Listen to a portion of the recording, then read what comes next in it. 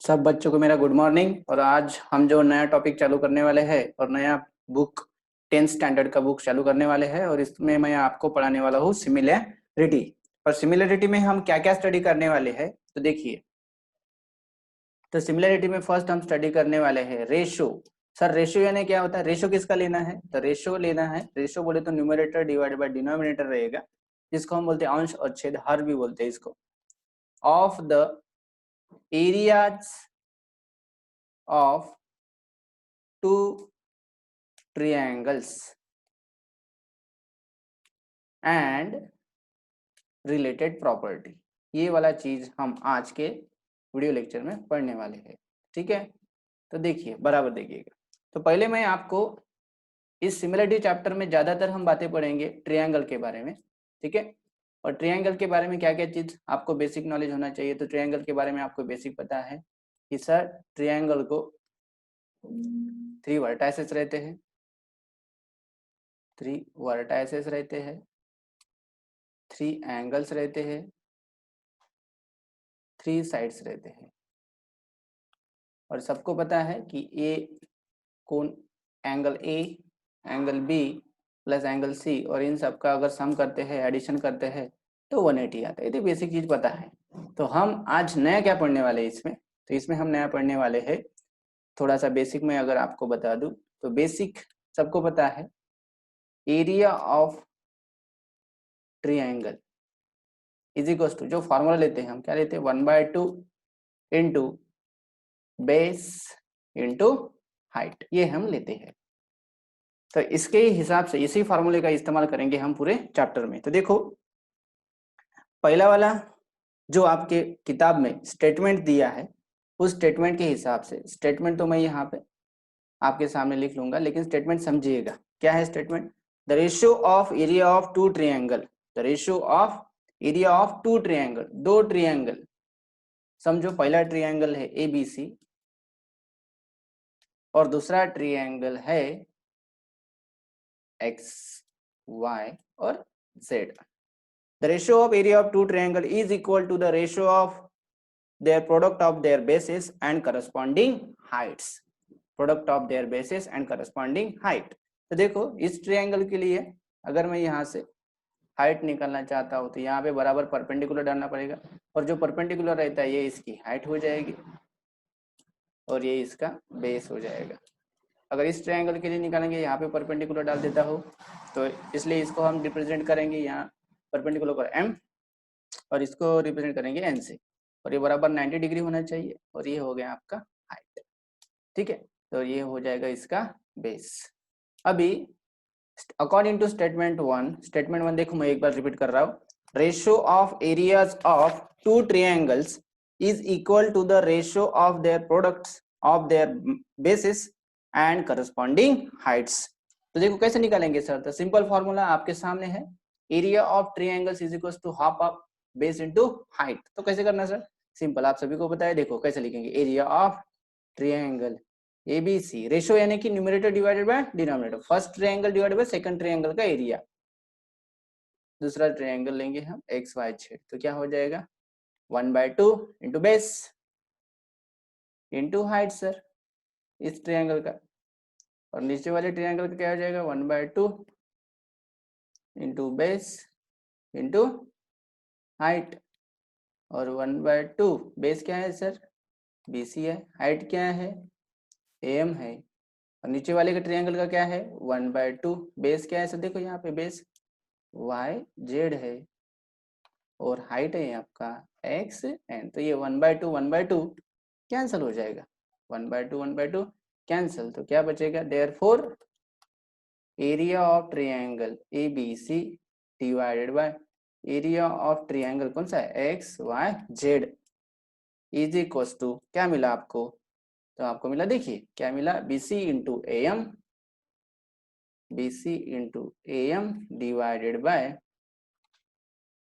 YZ into XN, YZ into XN। तो इस तरीके से अगर आपको एग्जाम में पूछता है तो आप इस तरीके से इनका रेशियो लेके सॉल्व कर सकते हो।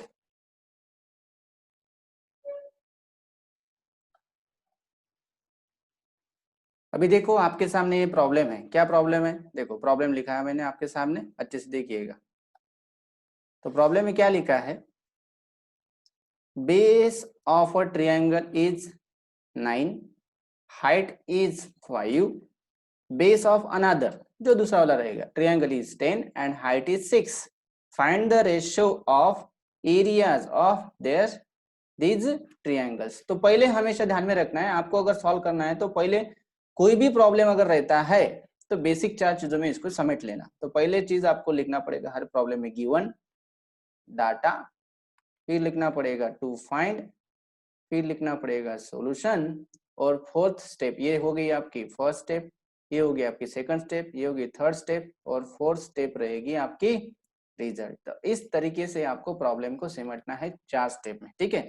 तो देखिए, तो इस प्रॉब्लम में अगर हम देखते हैं तो गिवन में क्या लिख सकते हैं सर, तो गिवन में क्या लिख सकते हैं, तो यहाँ पे बेस ऑफ फर्स्ट ट्रायंगल, समझो base of first triangle, let, समझ लेना, लेट B1 H1, तो ये हो जाएगा बेस ऑफ फर्स्ट ट्रायंगल।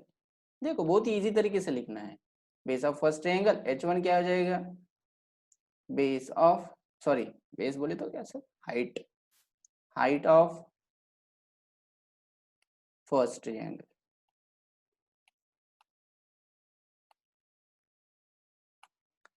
ये होने के बाद आप वैसे ही फिर B2 लेंगे और H2 लेंगे, तो यहाँ पे सेम सेंटेंस क्या लिखेंगे, बेस ऑफ सेकंड ट्रायंगल, और यहाँ पे लिखेंगे H2, हाइट ऑफ सेकंड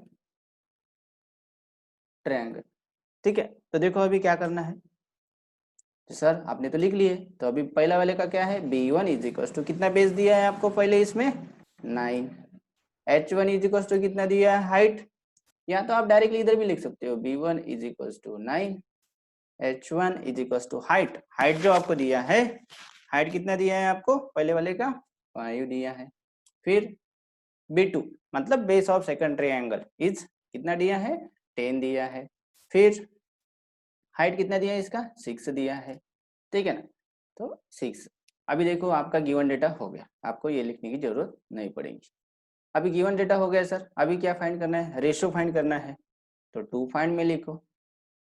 तो फर्स्ट ट्रायंगल के एरिया के लिए हम क्या लेंगे, area of first triangle divided by area of second triangle, इन दोनों का क्या फाइंड करना है, एरिया फाइंड करना है। फिर आप लोग क्या लिखेंगे सर, सॉल्यूशन, फिर आप लोग क्या लिखेंगे, सॉल्यूशन। तो स्टेटमेंट रहेगा, क्या स्टेटमेंट रहेगा, आपने अभी पढ़ा है स्टेटमेंट जो मैंने बोला था आपको, क्या स्टेटमेंट रहेगा अकॉर्डिंग टू टेस्ट में, देखो the statement is that the ratio of areas of two triangle is equal to the ratio of product of their basis and corresponding height. तो सिंपल भाषा में अगर बोलेंगे इसको, तो A1 divided by A2 is equal to B1 into H1 divided by B2 into H2। अगर देखो इसको अगर समझाना है तो इस ट्रायंगल का अगर हम बेस मानेंगे B1 और इसकी हाइट मानेंगे H1 और इसका बेस मानेंगे B2, तो इसकी हाइट क्या मानेंगे H2। तो सेम यहाँ पे हो जाएगा आपका B1 into H1 divided by B2 into H2, बस यही आपको चीज यहाँ पे लिखना है। तो क्या हो जाएगा सर, तो बेस आपको जो दिया है इस प्रॉब्लम में 9 into 5 height divided by second वाले का क्या दिया है बेस 10 इंटू हाइट आपको दिया है 6। अगर यहाँ पे आप कैलकुलेशन करोगे, डिवाइड वगैरह करोगे, तो 3 2 जा 6, 3 3 जा 9, बराबर। और आप यहाँ पे अगर देखोगे 3 2 जा 6, 3 3 जा 9, 5 1 जा 5, 5 2 जा 10, तो कितना हो जाएगा सर, ऊपर में रह गया 3, नीचे में रह गया 4। तो फिर बाद में लिखेंगे रिजल्ट, रिजल्ट में क्या लिखोगे सर, द रेशियो, आप ऐसा सेंटेंस बराबर लिखना, the ratio of areas, the ratio of the areas of the triangle